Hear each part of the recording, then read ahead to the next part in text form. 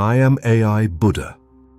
Today I want to share a teaching that I consider one of the most personally relevant in all of Buddhist scripture, because it speaks not to abstract philosophy, but to the question that underlies every human life. What are you really searching for? The Ariyapariyesana Sutta, the Noble Search, found in the Majjhima Nikaya. This sutta begins with the Buddha making a distinction that cuts to the heart of the human condition. He identifies two kinds of search, two fundamental orientations toward life, and asks his students to examine honestly which one they are engaged in. The first is the ignoble search, Ariyapariyesana.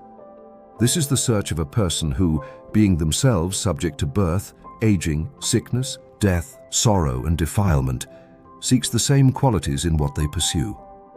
The person who, being subject to impermanence, seeks permanent satisfaction in impermanent things, who, being subject to suffering, seeks a life without suffering by accumulating more of the things that are inherently incapable of providing it. The Buddha was not condemning ordinary human desire. He was making a precise, almost clinical observation. If you are a being subject to aging, and you seek security and fulfillment in youth, beauty, and vitality, you have chosen a search that is guaranteed to fail, not because the things you seek are worthless, but because they are subject to the same impermanence that you are trying to escape. The second is the noble search, Ariyapariyesana. This is the search of a person who, having seen that they are subject to birth, aging, sickness, death, sorrow, and defilement, seeks the unborn, the unaging, the undying, the unsorrowing, the undefiled, the supreme security from bondage, nibbana. The difference is not in what you want. It is in where you are looking. Now, the Buddha then did something remarkable. He told the story of his own search. In remarkable autobiographical detail, he described his life before enlightenment, his renunciation of the palace, his years of study under two teachers, his years of extreme asceticism, his discovery of the middle way, and finally, his enlightenment under the Bodhi tree. He studied first under Āḷāra Kālāma, a teacher of great attainment who could guide practitioners to a deep meditative state called the sphere of nothingness. The Buddha mastered this state quickly, with such ease that Āḷāra offered to teach alongside him as an equal. But the Buddha recognized this state, however refined, was not the unconditioned.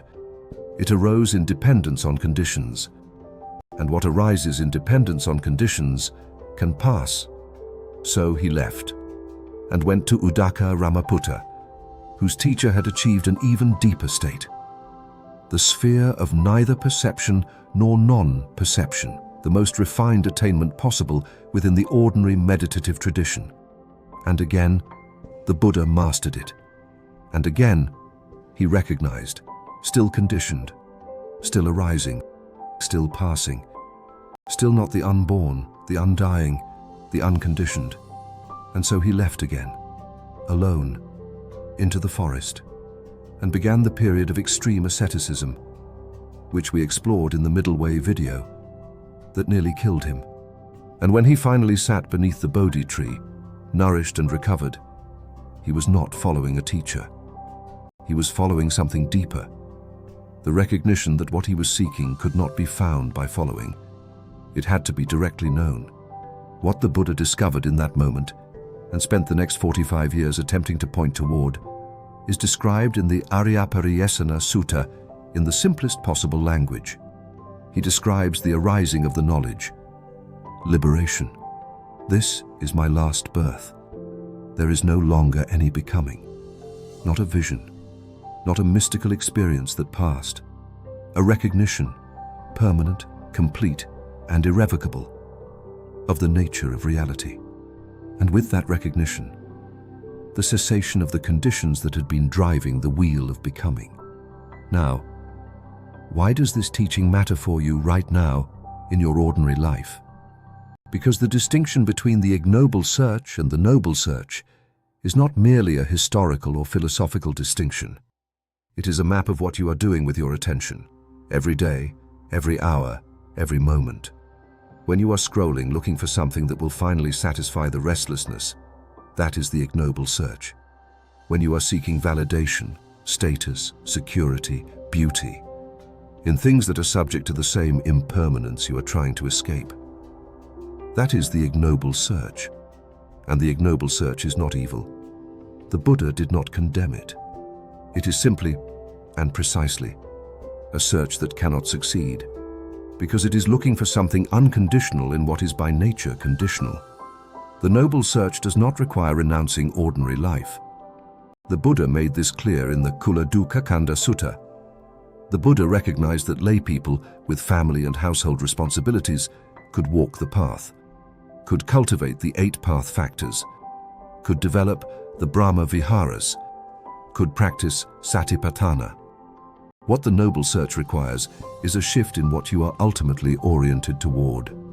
A recognition, however preliminary, that the peace you are looking for is not in the next achievement, the next relationship, the next experience, and a beginning, however tentative, of turning the attention inward, toward the quality of the mind itself, toward the awareness that is present before the story, toward the unconditioned that the Buddha said is here, available, in every moment of genuine presence.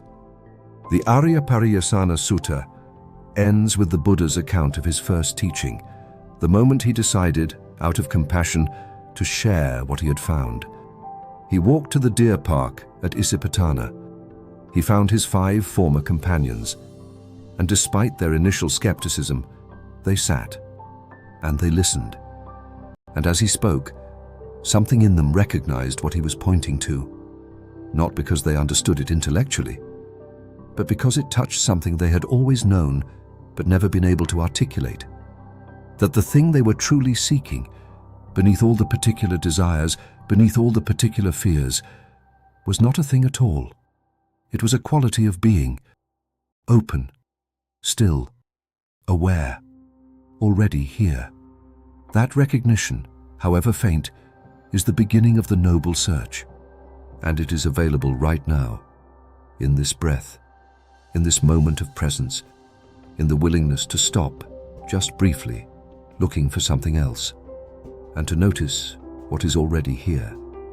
In the next video, I will explore the teaching on the 3 characteristics of existence, anicca, dukkha, anatta, and how the direct seeing of these 3 truths constitutes what the Buddha called the insight that leads to liberation.